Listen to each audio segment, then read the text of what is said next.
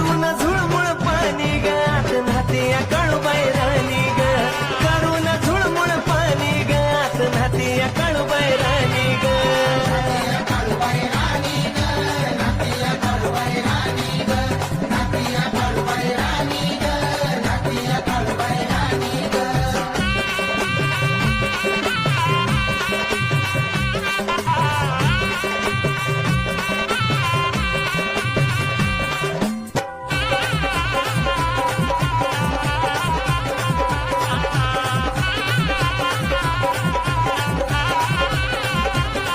या चंदन उठण्यानं